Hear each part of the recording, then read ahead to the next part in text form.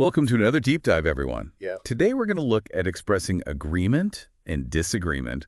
Being able to do that well is so important when you're speaking English. Oh, definitely. Yeah. It's about way more than just like saying yes or no. Right, exactly. Mm. And luckily for us, the source material we've got today is perfect for intermediate and advanced English learners. So Right. I think we'll be able to find some really useful stuff. For sure. We'll look at some like really interesting phrases and structures that you can use to really like make your conversations more interesting and, well, just better. And we're even going to talk about disagreeing by using questions, which I think is pretty cool. Yeah, it can be really effective. But I think before we jump into all that, maybe we should talk about why expressing agreement and disagreement well is so important. Yeah, for sure. So why is it? Okay, well, basically every conversation is a chance to, connect with someone, share ideas, maybe even try to change their mind about something.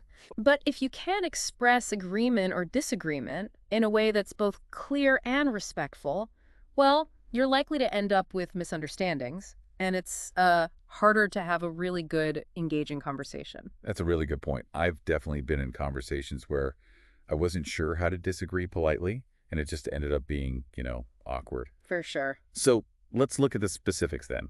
The source material starts by talking about simple agreement. The kinds of phrases we use all the time. Yeah, things like, I agree, that's true, absolutely. Right. They might seem simple, but they're like really powerful because when you use them, you're showing the other person that you're on the same page.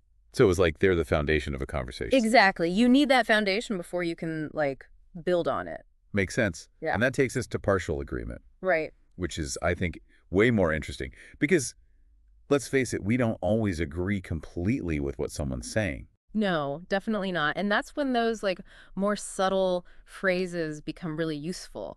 Like you could say something like, I agree to some extent, but, or that's true, but don't you think? Okay. They let you acknowledge the other person's point, but then you can also add in your own reservations or maybe offer a different perspective. I can already see how that would be so helpful, Mhm. Instead of a conversation just ending because you don't completely agree, you can keep it going. It becomes more dynamic. Exactly. It's like you're saying, let's talk about this some more instead of just, I'm right, you're wrong, end of story. Right. That's great. And the source material even talks about using questions to express partial agreement, which I love that idea. Oh, yeah, it's a really good one. Like, imagine someone says something like, learning a new language is all about memorizing grammar rules. Yeah. Now, instead of just disagreeing with them, you could say, that's a valid point, but wouldn't you also say that immersion and practice play a big role? That's so much better. It's like instead of a debate, it becomes more of a collaboration. Yeah, exactly. And it also shows the other person that you're really trying to understand their point of view, even if you don't, completely agree with it. So that's simple agreement and partial agreement. Yeah. But what about when you totally agree with what someone's saying?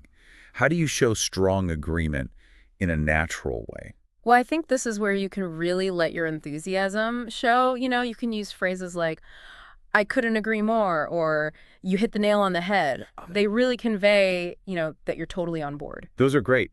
But I have to admit, I always feel a little, weird just saying I agree. It seems too, basic. Yeah, I get that. I think in those situations, instead of just repeating the same phrase, you can try adding something to it. Like you could say, that's so true. I've noticed that myself when, and then, share a personal story or something. Right. So you're not just passively agreeing. You're actually contributing something to the conversation.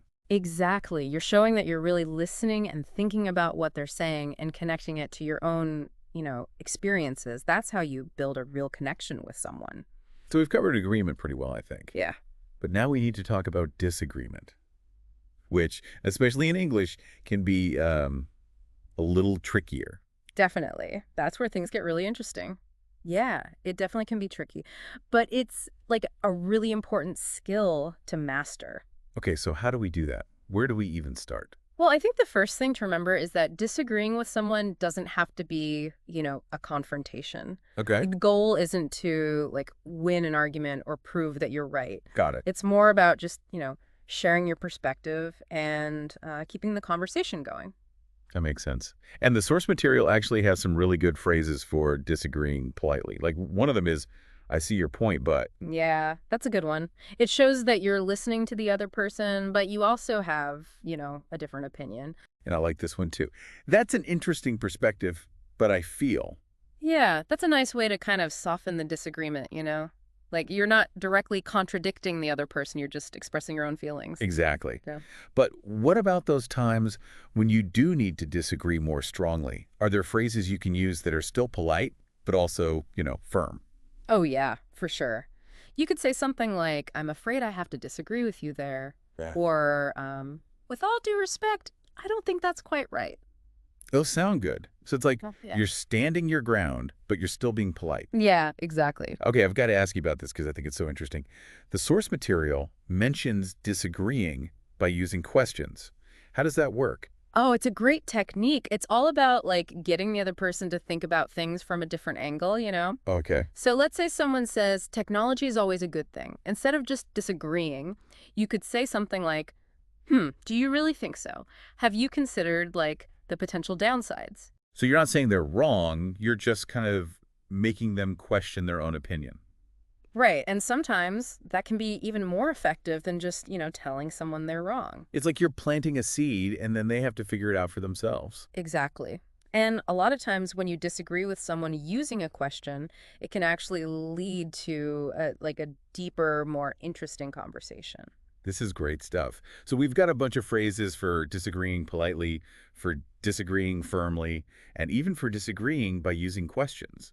But, I mean, there's more to it than just the words we use, right? Yeah, definitely. Our tone of voice and our body language play a huge role too. I mean, you could say the most polite phrase in the world, but if your tone is like sarcastic or aggressive, well, it's not going to come across well. That's so true. Like, I can remember times when I thought I was being polite, but maybe my tone was a little off and it ended up causing a problem. Right. Tone of voice and body language are like this unspoken language that we use all the time, whether we realize it or not. Hmm. So how do we make sure our tone and body language are, like, sending the right message? Especially when we're disagreeing with someone. Well, I think the most important thing is to be aware of your tone of voice. Okay. When you're disagreeing with someone, you want to keep your voice calm and respectful. You don't want to sound like you're, attacking them or getting angry. Right, right. And body language is important too. Try to make eye contact with the other person to show that you're listening to them. And avoid doing things like crossing your arms or pointing your finger, because those can make you seem, closed off or aggressive. It's almost like you're physically showing the other person that you respect their opinion, even if you don't agree with it. Exactly. Okay, so we've talked about phrases for disagreeing. We've talked about tone of voice and body language. But what about the actual words we use? Can we, like, spice things up a bit? Oh, totally. Instead of just saying I agree or I disagree all the time, we can use more descriptive language. Okay, but like what? Well, instead of just saying I agree, you could say I completely agree or I wholeheartedly agree. Right. And when you're disagreeing, you could say something like I think that's a bit misleading or I'm not sure I buy that. So basically, we want to use language that's more vivid and engaging. Exactly. This has been really helpful. But I think it would be great to see how all this works in a real conversation. What if we did some role playing? Yeah, I'm up for that. Let's say we're having a discussion about the impact of social media on society. I'll start by saying that I think social media has had a mostly negative impact. Okay, and I'll try to disagree with you politely using some of the techniques we've talked about. Sounds good. So here goes. I think social media has been overall a negative thing for society. It's created this culture where everyone's constantly comparing themselves to each other, and it's made people more, I don't know, superficial. Hmm. Yeah, I see what you mean. I could definitely see how social media could lead to, like, a lot of comparison and maybe even make people feel insecure. But don't you think it's also helped people connect with each other in ways that wouldn't have been possible before? Yeah, that's true. I mean, it's definitely made it easier to stay in touch with people who live far away. Right. And I think it's also given a voice to people who, might not have been heard otherwise. Like, think about all the social movements that have gained momentum through social media. Yeah, that's a good point.